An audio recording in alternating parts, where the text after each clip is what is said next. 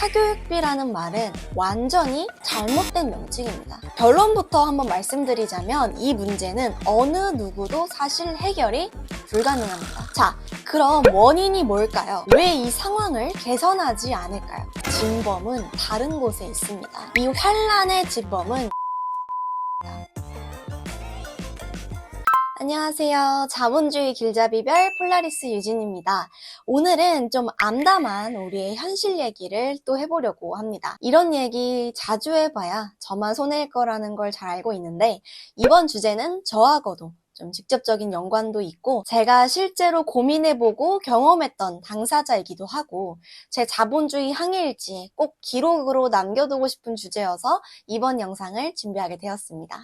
남들처럼 뭐뭐 하면 한 달에 얼마 벌 수 있다, 놀면서 돈 버는 방법, 땡땡 하면서 월 1,000만 원 가능, 원래 이런 걸 해야 구독자도 늘고 주목받을 수 있겠지만 성향상 개인적으로 그렇게 잘 안 되더라고요. 그냥 밉상으로 좀 가더라도 작지만 강한 찐 구독자님들과 소통하면서 그리고 공감하면서 제가 준비한 길을 가보도록 하겠습니다. 그리고 매주 고나시 라이브 때 항상 응원해주시는 분들께 항상 감사드립니다. 자, 그럼 이번 영상 시작해보도록 하겠습니다. 자, 우선 언론 기사 한번 보시죠. 자, 출산율 하락 원인 26%는 사교육 탓, 1만원 오를 때 0.012명 감소. 자, 여기 한번 보겠습니다. 지난해 사교육비가 역대 최고인 26조 원을 기록한 가운데 과도한 사교육비가 출산율을 하락시키는 주요 원인이라는 분석이 나왔다. 2015년부터 지난해까지 사교육비 증가가 학계 출산율 하락에 26%가량 영향을 줬다는 얘기다. 한국경제인협회는 19일 사교육비가 저출산에 미치는 영향 보고서를 통해 학생 1인당 한 달 평균 사교육비가 1만원씩 증가할 때마다 합계 출산율이 0.012명 감소한다며 저출산을 방지하려면 공교육의 질을 높이고 공교육을 정상화해 사교육비 부담을 낮출 필요가 있다고 주장했다. 일단 사교육비 총액 26조 원은 제가 봤을 때 너무 잘못된 추정치라고 생각이 됩니다. 사실 그 이상일 거예요. 그리고 또 사교육비라는 말은 완전히 잘못된 명칭입니다. 정확하게 수능 비용이라고 좀 정정해야 하지 않을까요? 30년 된 수능 제도가 이 나라를 좀 파국으로 몰아가고 있습니다. 현재 우리나라의 가장 심각한 2대 사회 문제인 부동산 문제, 저출산 문제의 원흉은 수능 비용이라고 저는 단언하겠습니다. 여기에 하나 더, 노인 빈곤 문제까지. 앞으로 더 큰 재앙으로 닥칠 수 있는 건 완전 100%입니다. 자, 결론부터 한번 말씀드리자면 이 문제는 어느 누구도 사실 해결이 불가능합니다. 손대면 인기가 떨어지고 그리고 상대편으로부터 공격을 받겠죠. 수능 문제는 저도 몇 년 전에 많은 고민을 해봤습니다. 옆 아파트에 사시는 저희 고모부께서 학교 선생님이시고 진학 담당이십니다. 저도 진지하게 많은 상담을 해봤습니다. 근데 현장은 더 지옥이더라고요. 자, 그럼 한 발 더 들어가서 이 수능의 목적을 한번 따져보겠습니다. 간단하게 대학 진학이죠. 그럼 대학은 왜 가야 할까요? 중소기업 가서 월 250만 원 받고 취업하기 위해서일까요? 아니겠죠. 결국 대한민국 3대장, 전문직, 의사, 대기업 하려고 하는 거죠. 비용적 관점으로 러프하게 수능 비용, 대학 비용, 취업 준비 등 각종 비용을 1억을 잡고 고등학교 3년, 대학교 4년, 취준 1년, 총 8년의 시간은 일단 제쳐두고 저는 1억보다 8년이 더 아깝지만 시간은 잠깐 논외하고 자, 1억을 투입해서 월 250만 원 중소기업 가는 건 글쎄요. 그렇게 좋은 중소기업 일자리가 얼마나 있을지 의문입니다. 제가 예전에 5대95 법칙에서 설명드렸듯이 전문직, 의사, 대기업 다 합쳐도 5% 미만입니다. 자, 어차피 이 5% 안에 드시는 분 또는 그 부모님들은 제 영상을 볼 이유도 필요도 그리고 시간도 없으니 95% 분들, 아니 오늘은 80% 분들과 그 부모님들 자, 한번 생각해 보시죠. 기본적으로 모든 현상에는 수요와 공급 문제가 수반됩니다. 전문직, 의사, 대기업 그 자리가 한정되어 있죠. 수능 상대평가로 그 문을 뚫어야 합니다. 그리고 인생은 단 한 번뿐입니다. 진짜 한번 진지하게 이 문제를 생각해 보시길 바랍니다. 뭐 아니면 도라고 생각하지 마시고 한번 고민해 보세요. 냉철하게 말이죠. 자, 그럼 원인이 뭘까요? 왜 이 상황을 개선하지 않을까요? 여러분들은 어떻게 생각하시나요?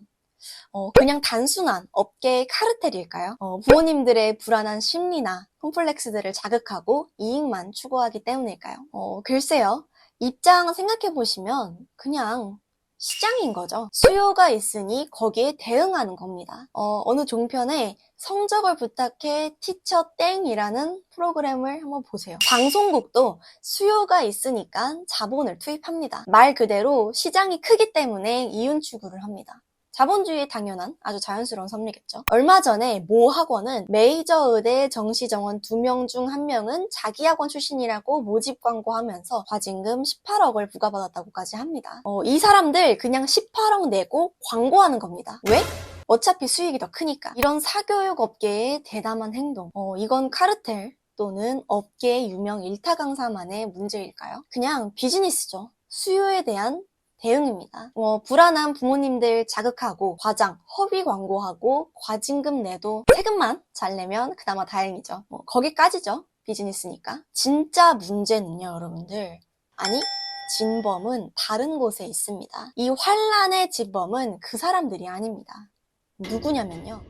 이제부터 진짜 욕먹을 타임일 것 같은데요. 그래도 꼭 이 말씀은 드리고 싶습니다. 어쩌면 진짜 범인은 기성세대분들, 바로 부모님들입니다. 물론 극단적일 수도 있겠지만 그 사교육 비즈니스 업계 전문가들에게 맹목적인 그 수요를 제공해주신 과거 압축, 고도 성장기를 경험했던 패스트 팔로우라고 하죠. 앞선 선진국들을 따라가기에 급급했던 부모님 세대의 컴플렉스입니다. 물론 지금까지 이루어 오신 그 성과 그리고 엄청난 그 희생을 무시하거나 폄하하려는 의도는 전혀 없습니다. 그때는 그 방식이 어쩔 수 없는, 말하자면 그 시대의 정답이었겠지만 이제는 아닙니다. 대한민국을 지금의 자리까지 만들어주시고 그 앞 세대의 고귀한 정말 눈물나는 희생을 이어받아 한 번 더 도약해주시고 그리고 저희에게 세계 10위권 나라를 만들어주신 그 위대한 업적, 저 자신도 지금 현업에서 경제활동을 하고 있기 때문에 저희 세대 그 누구보다 잘 알고 있고 존경스러운 부분입니다. 하지만 여러분들, 시대가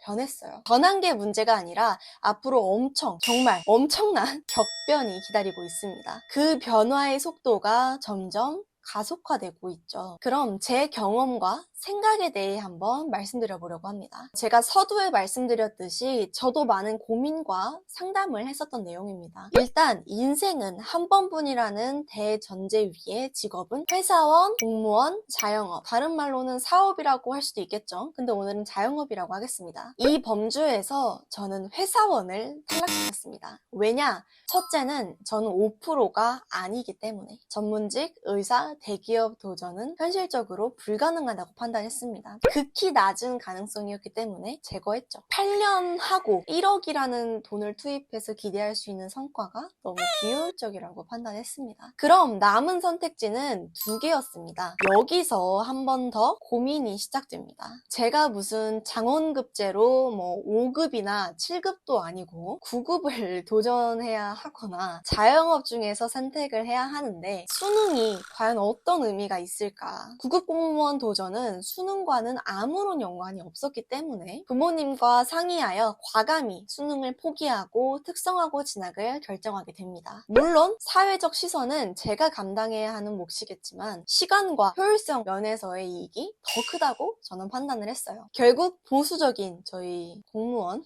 이신 우리 엄마를 설득해서 3년만 제가 한번 도전해보고 여의치 않으면 절대 어떤 후회도 없이 공무원 시험 준비를 하겠다고 약속을 드리고 3년이 지나 이제 4년 차입니다. 제가 제 사례와 경험을 말씀드린 건 수능을 부정하거나 생명을 다루는 의사라는 직업을 가볍게 여기거나 대한민국을 먹여 살리는 대기업 취업을 무시하려는 게 아니라 저출산, 부동산, 그리고 앞으로 더 심각해질 노인빈곤 문제의 핵심 원인이 지금의 교육 문제, 뒤떨어진 시대 인식, 과도한 수능 비용이 있다는 점을 우리가 정말 심각하게 고민해봐야 한다는 걸 말씀드리고 싶습니다. 전 국민이 마치 어떤 집단 최면 상태에 빠진 듯 그냥 그랬던 거니까 무지성으로 수능 비용을 낭비할 게 아니라 좀 현실을, 다가올 미래를 고민해보고 그 낭비되는 비용을 연금 적립으로 좀 전환하고 부모님들의 미래 노후를 더 단단하게 준비하면서 이 미쳐버린 사회적 낭비를 줄일 수 있는 방안을 찾아야 할 해결해야 할 때라고 생각을 해요. 물론 저 또한 이 문제의 해결이 우리 사회 현실에서 거의 불가능하다는 걸 잘 알고 있습니다. 거지로 가는 3대 지름길이라고 하죠. 주식, 사업, 빚. 아직도 다 그렇게 생각하시죠? 근데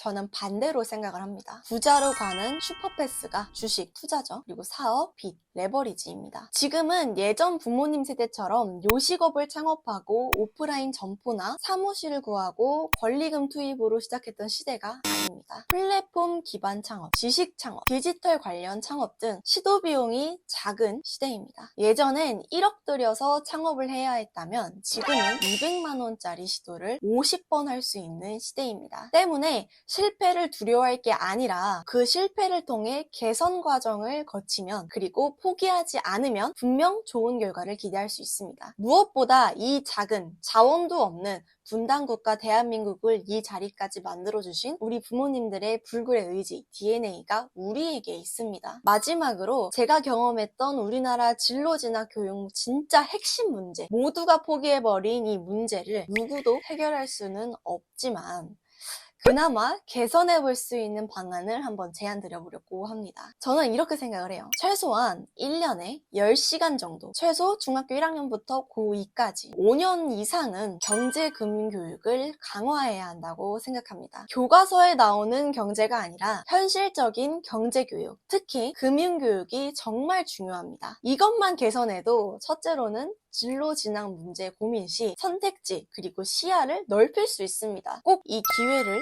보장하고 제공해 주어야 합니다. 우리 사회에 정말 미스테리한 부분이지만 그냥 성인이 되어버리면 이 냉혹한 자본주의 경기장에 무방비로 진짜 아무런 어떤 교육도 없이 떠밀려 들어가게 됩니다. 규칙도 모르고 게임의 룰도 안 가르쳐주고 말이죠. 이건 정말 무책임한 거라고 생각됩니다. 둘째는 우리는 별 다른 교육 없이 그냥 현실 게임에서 경제금융을 실전으로 배우게 됩니다. 그냥 불나방처럼 변수 고려 없이 영끌 그리고 무모한 도전을 하죠. 제 주위에도 역전세나 최근 몇 년간 고금리 때문에 정말 심각한 상황에 빠져 이러지도 저러지도 못하고 그냥 최후의 날만 손 놓고 기다리는 분들이 정말 너무나도 많습니다. 어떤 직업을 택해도 의사를 하든 대기업에 다니든 뭐 공무원을 하든지 심지어 뭐 게임방, PC방 야간 알바를 해도 미리 규칙을 배우고 최소한의 게임의 룰은 익히고 도전해야 합니다. 돈은 버는 것보다 지키는 게 왜 중요한지 모르고 그냥 그 무방비로 경기장에 떠밀려가고 있는 심각한 상황입니다. 조만간 엄청난 사회 문제가 될 수밖에 없는 우리 사회의 또 하나의 뇌관입니다.